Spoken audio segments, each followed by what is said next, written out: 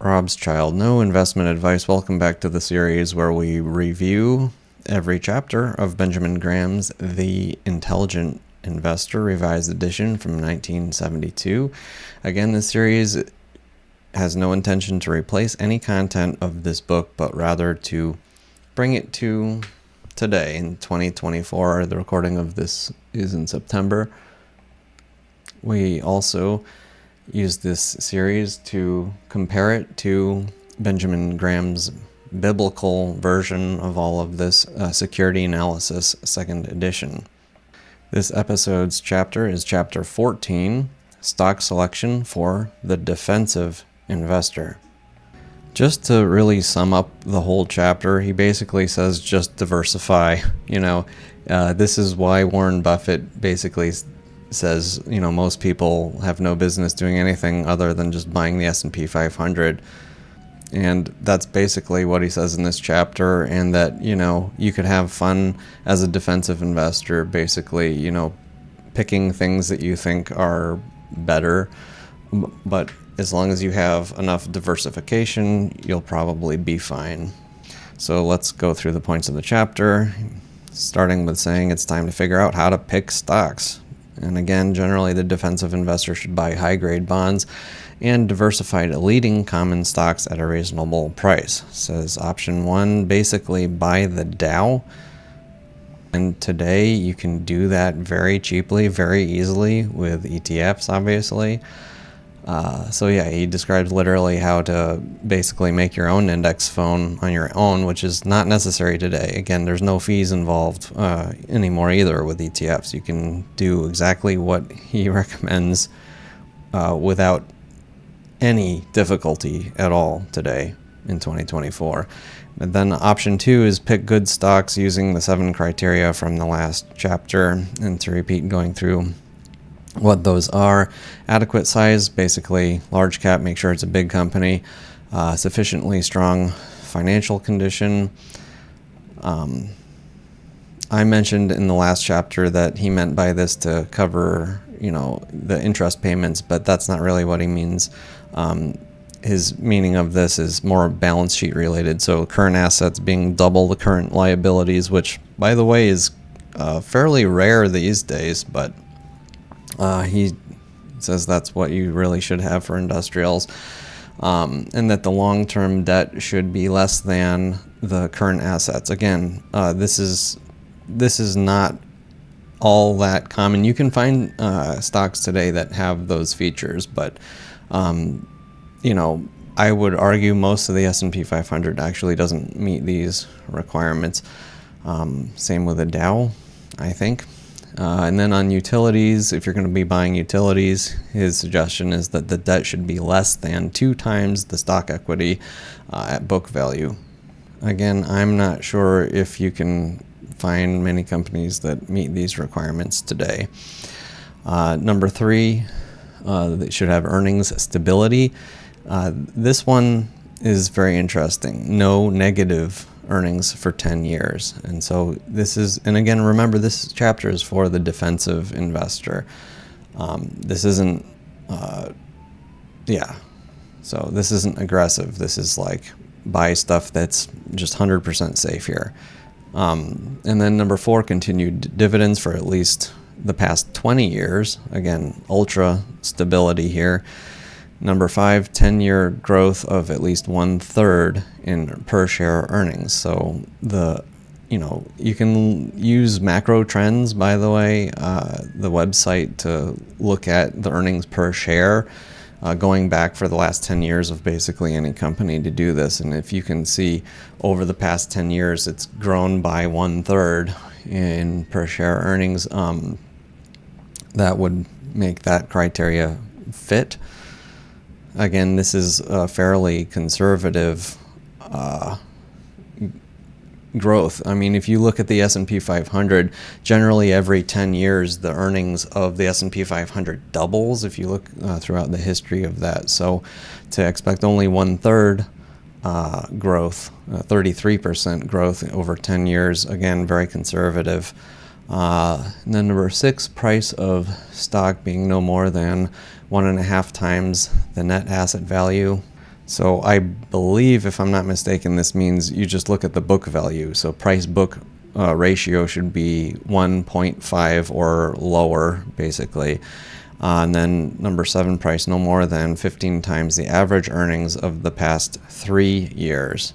In 2024, as of September anyway, where the S&P 500 PE ratio of the whole thing is 30 right now, where it stands, it may be hard to find a really solid company priced lower than PE ratio of 15 of the average earnings of the past 3 years.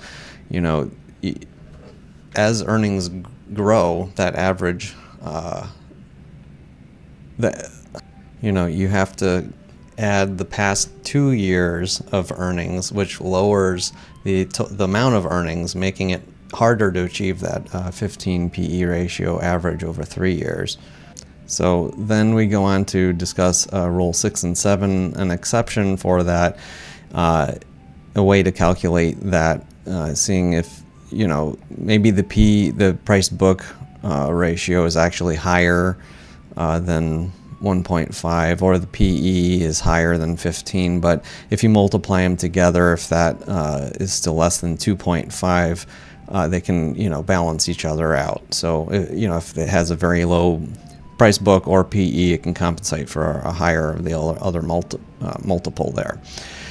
He says that these are the rules for defensive investing, and complains that lots of great stocks have overexpanded debt and or weakened their current ratios. I'll add, this is common today. Corporate America's financial situation is very fragile today, in my strong opinion.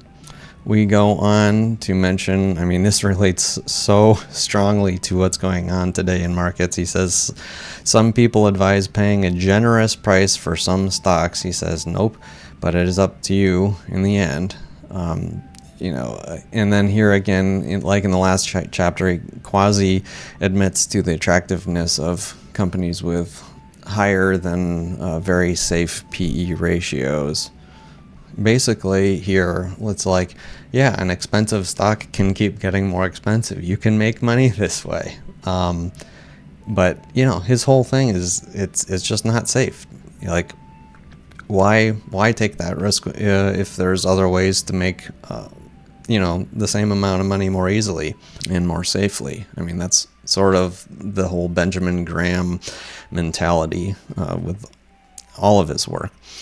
And then we have a quote here, and I quote, "We have nonetheless opted for the inclusion of a modest requirement of growth over the past decade."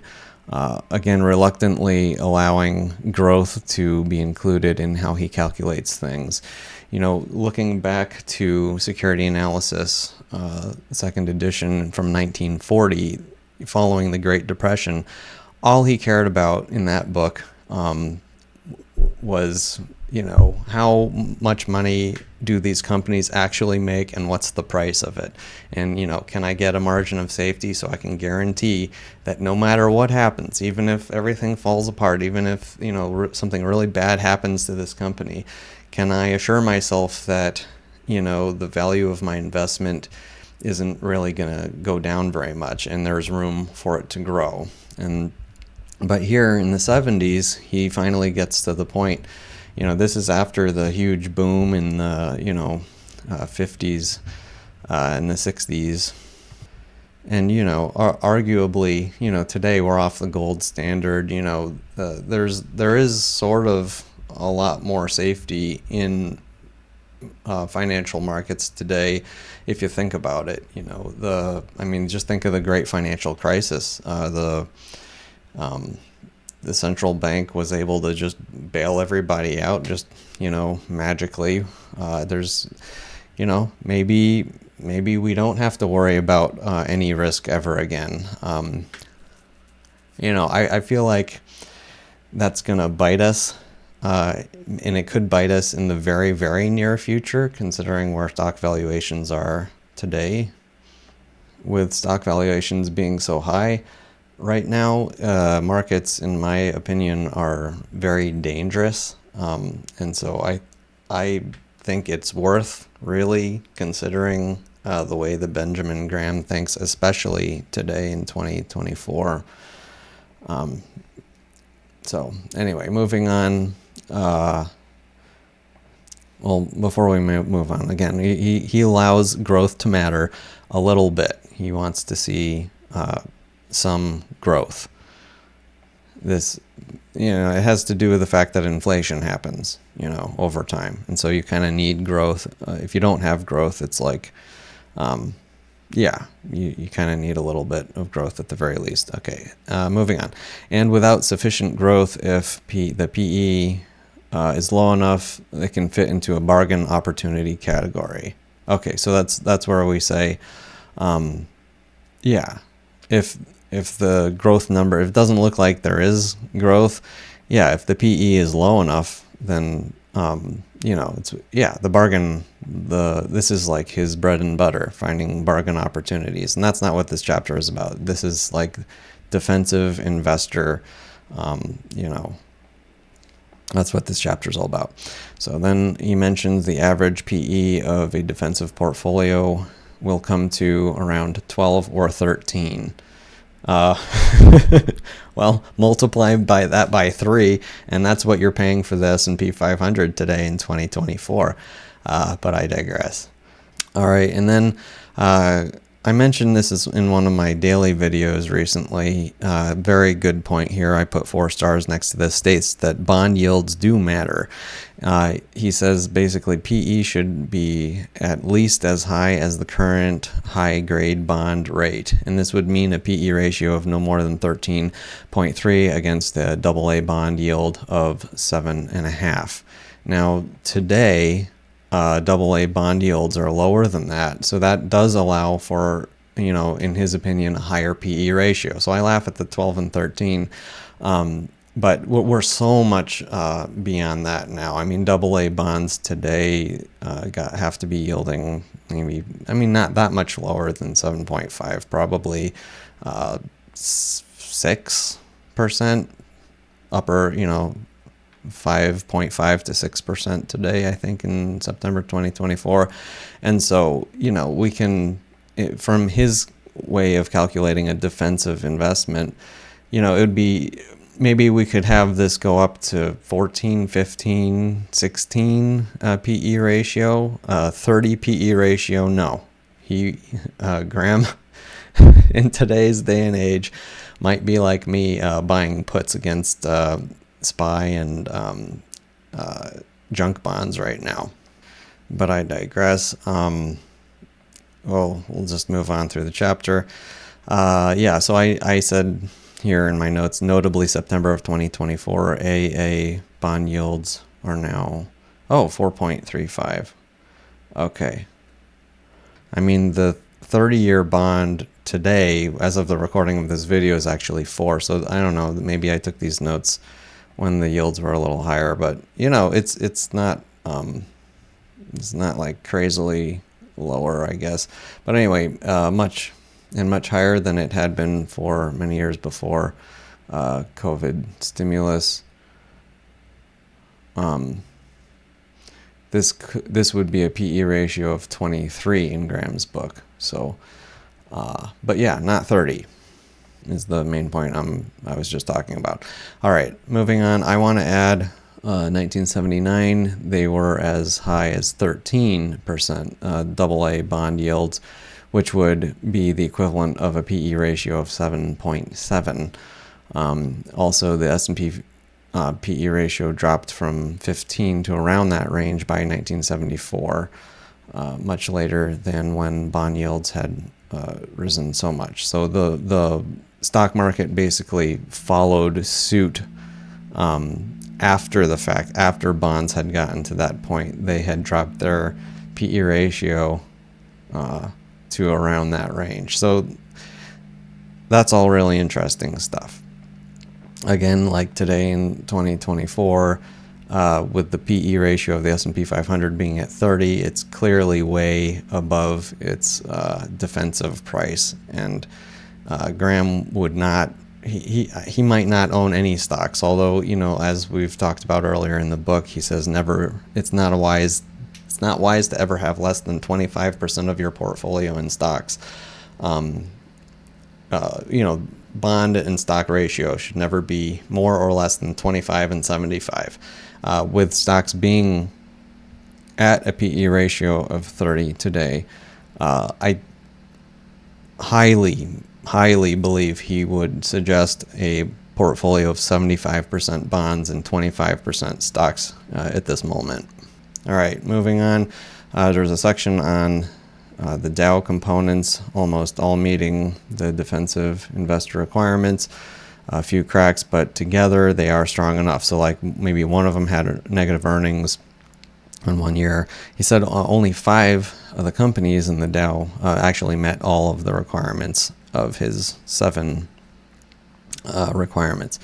He guesses about 100 from the S&P stock guide meet the requirements by the end of 1970. All right, and then moving on, subtitle, public utility. So this is where we go through a few different areas of sectors, I guess. So the first one is public utility. So the public utility solution. Comfortable and inviting stocks found here, and we say that the footnote mentions how volatile they got, though later on when they were closing nuclear plants and adding regulations and how that can be bad. I'll add mentioning Enron, so utilities. He's writing how safe and great utilities are, and they're not always so safe and great.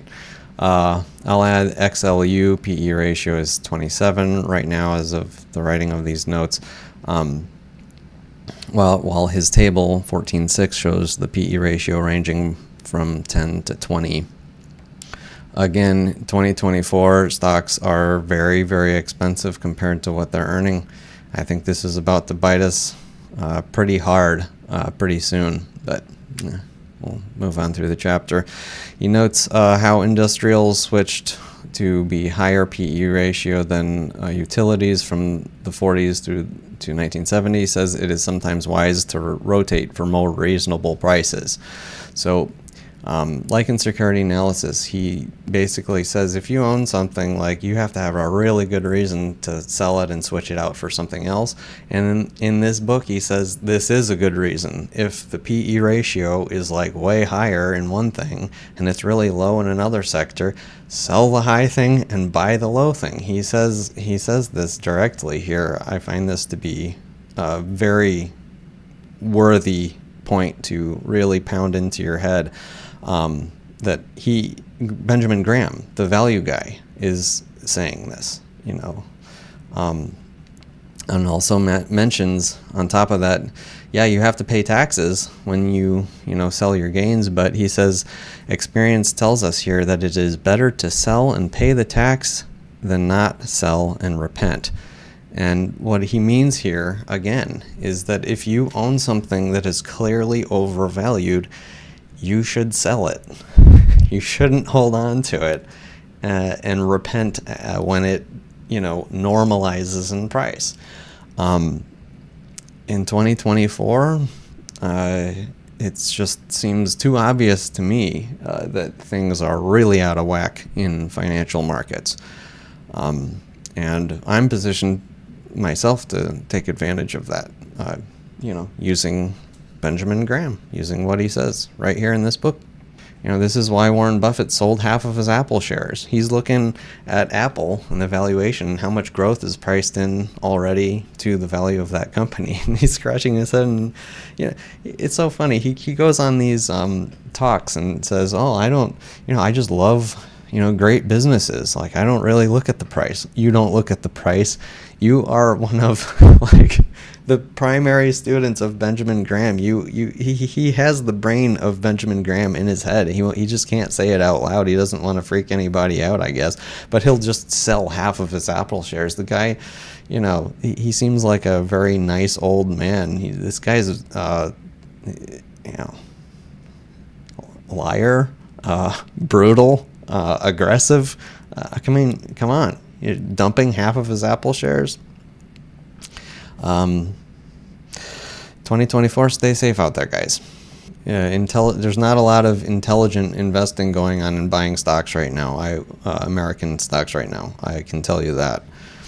Anyway, moving on. Subtitle: Investing in Stocks of Financial Enterprises. Basically, XLF is what I put here. He notes the performance of banks versus insurance companies. He concludes here, I have a quote: "We have no very helpful remarks to offer in this broad area of investment." That's a quote. No different than normally using earnings and book value to judge them the same way as industrials or utilities. So don't look at them any different. I want to add a note here. In security analysis, he says specifically in there to stay away from banks, and that, you know, the numbers on paper are far too complicated for your regular investor to get involved with. Just don't invest in them, is what he said back in the 1940s. Again, this book is more liberal, and honestly, it probably has a lot less safety in it. I can't go with everything in The Intelligent Investor. I have to, I personally will be using security analysis as my core foundation for my investment choices myself. Again, this series is intended to note the differences between these two books, so that's why I want to mention it and I keep talking about it. So then we have a subtitle on railroad issues. The issues meaning, when he says issues, by the way, he's talking about bonds and stocks, so the pieces of paper that people own as part of the corporate structure of railroads. So he notes that the industry suffered competition and regulation plus labor costs, similar to other industries. So labor costs were going up in the 1970s. Basically, he notes how the passenger business, that was a huge part of the train business.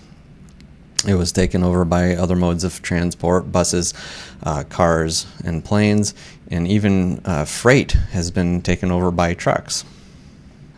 We also mentioned that one of the railroad companies, Penn Central, had paid continuous dividends for more than 120 years and then went bankrupt. And with all of this in mind in general on railroads in 1970, he concludes that railroads are dead and really only buy in the case of extreme discount to value. This is another difference from security analysis. In the 40s, people were not worried even then as much about railroads. I mean, in the 20s, the railroads seemed like the safest investment in the world. And that's partly what caused the Great Depression, was people were giving too much weight to the idea that railroads could never go bankrupt and that they would just keep expanding forever.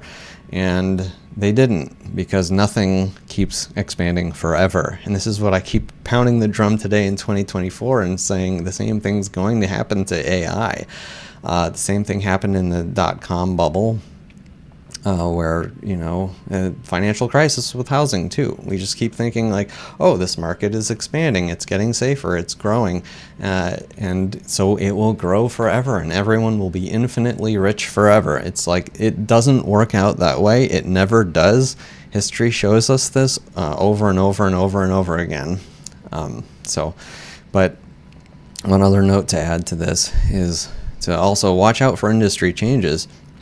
If you're invested in something where the entire industry can be taken over by new technology, in this case, railroads being taken over by cars and trucks and planes, that's one of these like industry changing things. And so,